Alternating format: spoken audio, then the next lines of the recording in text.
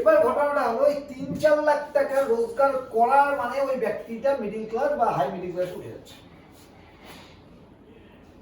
এবার আপনাদের ক্ষেত্রে ৩-৪ লাখ টাকা যদি আমি ভাবাতে যাই, ভাবানো না, এই শব্দটাই না, এই যে ওয়ার্ডটা ইউজ করলাম ৩-৪ লাখ, বাড়ির লোক কেউ যদি শোনে না তাহলে সেও আমাকে লাগবে।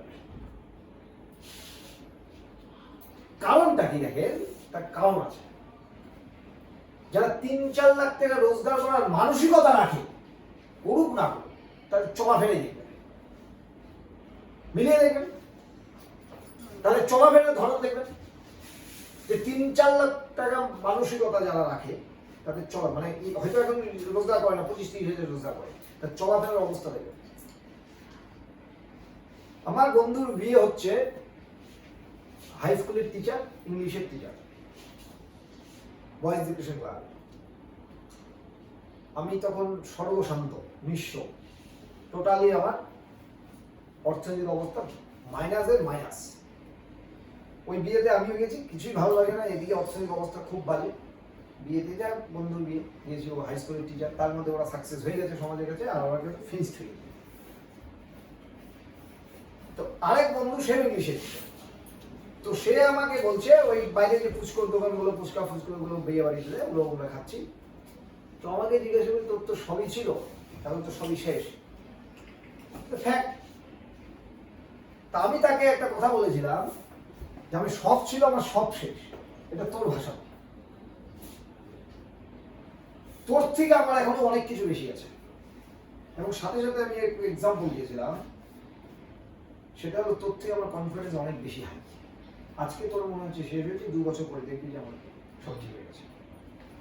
একজন ভদ্রলোকের কাছে আমি 4 লাখ টাকা ইন্টারেস্ট চেয়েছি, মানে প্রথম 2 লাখ, পরে 4 লাখ দিয়েছিল। প্রথম 2 লাখ টাকা ইন্টারেস্ট চেয়েছিলাম, তখন আমি মাইনাস।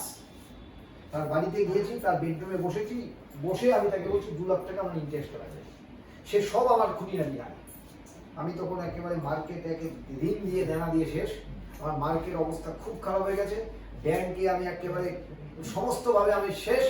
সামগ্রিক অবস্থা অনুযায়ী একেবারে আমার ইনকাম বলতে কিচ্ছু নেই। তখন আমি কেবারে বা কিচ্ছু করি না, আমি কিছুই করি না, শুধু ডিপ্রেশনে পড়ে যাচ্ছি। আমি কবে সুসাইড করবো, কবে করবো, এগুলো শুধু ভাবি। ওই মুভমেন্টে একটা ব্যক্তিকে গিয়ে আমি 2 লক্ষ টাকা সবে আমি সজাগ হচ্ছিলাম। তা বেডরুমে বসে, খাটের উপরে বসে যখন 2 লক্ষ টাকা আমি চাইলাম, চাওয়ার কিছুক্ষণ পরে আমার মানে কিছুক্ষণ ধরে আমার মুখের দিকে তাকিয়েছে, মোটামুটি 20 সেকেন্ড মুখের দিকে তাকিয়েছে। তো আমি বলছি কি ব্যাপার, মুখের দিকে তাকিয়েছে? বলছে আমি তো তোমাকে টাকা দিবই না, এটা কোনো প্রশ্ন নেই, আমি শুধু ভাবছি তোমার মুখের দিকে তাকিয়ে 2 লাখ টাকা চাওয়ার সাহস কোথা থেকে নিতে হয়ে যাবে কথাটা।